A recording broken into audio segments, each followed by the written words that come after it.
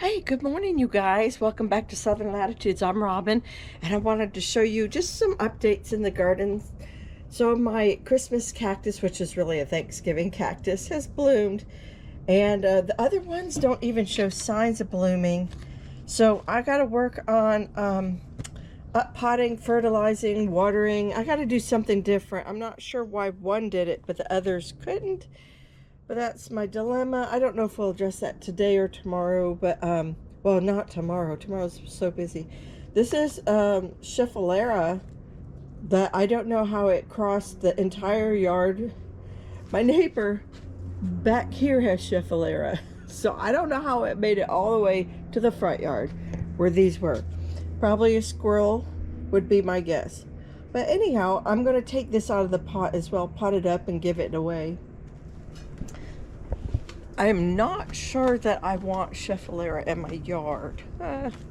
I like it, but I'm not sure it has a place in my yard for right now. Anyhow, I wanted to show you a couple updates, and then I'll let you go. So everything's doing real good on the grow table. My salvias and the marigolds, swan marigolds, are starting to grow. Some lettuces are just starting to pop. There's a geranium, the coreopsis. I did have one verbena, but it looks like it crisped up yesterday. Ugh, I hate that I did that. Let's see, the coreopsis was in here. This is the toothache plant, yeah.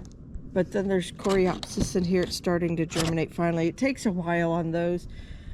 And everything else looks real good. The borage needs to be up potted. I'll probably bring you along for that. And today's big project, not big project.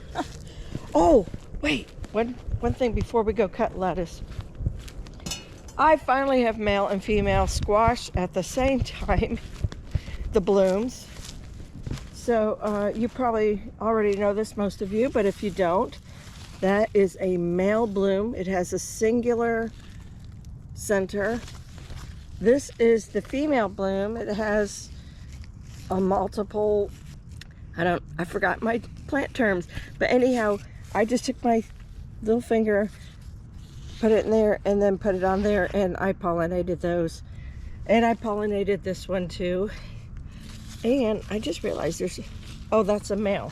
Good, there's a male and female per plant. But I'm pretty certain that, sorry, that sun's so bright.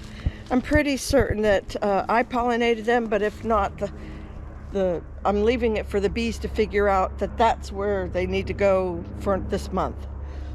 I wanted to show you something. I've been updating you a little bit here and there. I have 3 Bite Me apples.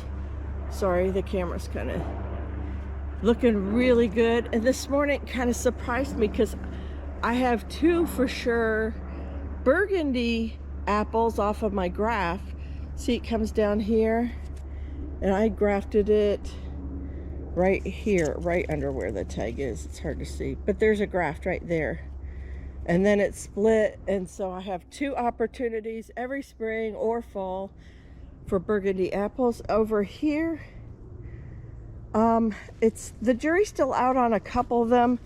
It looks like I do have a Devonshire Corydon, which is a smaller apple, so that's gonna be smaller. And then the jury is definitely out on this Lady Williams. It looks good. It's holding on to the little stems where the apples will grow. But it is winter. It's real close to the last day, the shortest day of the year. And so, no, Granny Smith's here, but down here is the Lady Williams. That's where I grafted it right there. So I also have 2 stalks for that, or 2 branches. Yeah, so anyhow, I'm very excited. The Granny Smith still has not bloomed. This, this one, this is also Devonshire Corydon, which is, this one really hasn't revealed itself either, if it took or not. And so I'm out of lettuce, and it's time to chop some more. Yesterday I had my grandbaby over, and the 4-year-old, she absolutely loves salad, and I do too. And so we finished, and then Papa came home, and he ate more salad. And so we are completely out. It's time to harvest some more. My dream of having this gorgeous garden, this whole row of lettuce has come true. This is everything I hoped it to be and more. It's just absolutely beautiful to look at, and yeah, even better to eat off of. Yeah, love it. Let me keep going. I want to thank all the new subscribers on the channel this year, and thank you for joining us. It's been so much fun. Some of you are really active in the comments section, and I appreciate that, and that's a lot of fun to communicate, and some of you are close, and so I can kind of help you out with like what's going on, you know, because we have the same pests and we have the same weather and we have, you know, same things that we go through. So that's always fun. And if you're not, still chit chat with me.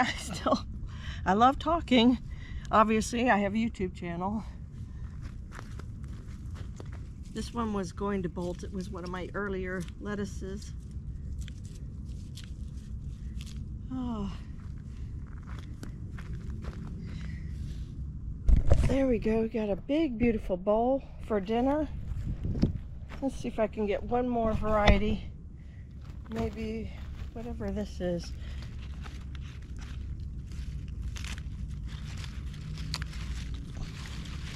Yeah, this is so much fun. This is what I want. I didn't want to be able to, you know, feel like I couldn't eat salad because I was running out of leaf lettuce. And this is my Swiss chard. And I didn't want to, wanted more than this, but I didn't want to go in and not grab me some leaves of this to go with my eggs.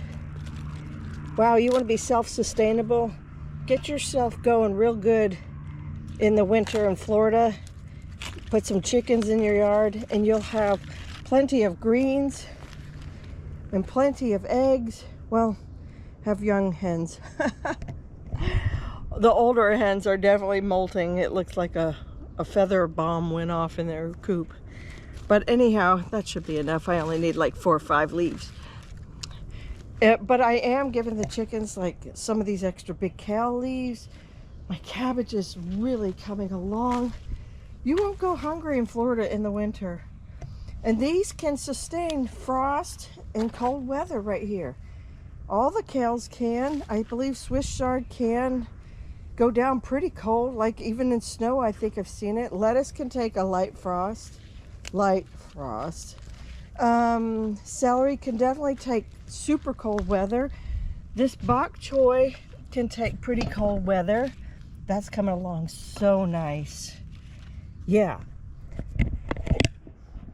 And you know, say your tomatoes and peppers and eggplant and things like of that nature won't make it through the winter, but you know, there's so much that will. And you should, and some things need the cold. So like my artichokes there and a lot of my flowers, they need the cold stratification. Your garlic, if you're doing garlic, the onions just fine through the, you know, snow or freezing. I hear a lot of people say, oh, they'll just wait till spring. No, you're missing out the best time for your garden. You know, you're missing out the best food and stuff like that. Oh, it's wonderful. And look at the flower show right here. This is my Turk's Cap hibiscus. Now, it's not edible, although you can eat the blooms. And they are super, like honeysuckle sweet. Hold on, let me put my bowl down. You can eat this whole top part. It's so delicious. And the bees are still happy. I just saw a bee in here. But, y'all, what a show for Christmas. Isn't that gorgeous? Can you imagine if you had like a massive acreage front property, what this would do for your property value and the looks up front? So delicious. Be more careful in the summer doing that because there's a likelihood of ants. But anyhow, y'all, I'm going to keep this short and sweet. I've been so busy. Like I baked bread, banana nut bread. I baked cookies. We made cranberry drink.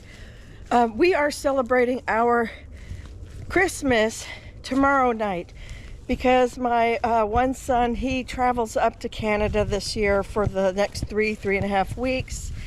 And yeah, so I'll miss the next couple holidays with him. But you know, he's growing up, and that's the girl I think he wants to marry. So anyhow, it's time for him to go and do man things. And then we're celebrating on Thursday. We're opening all the gifts and so forth. So you guys, if I'm a little quiet, that's why.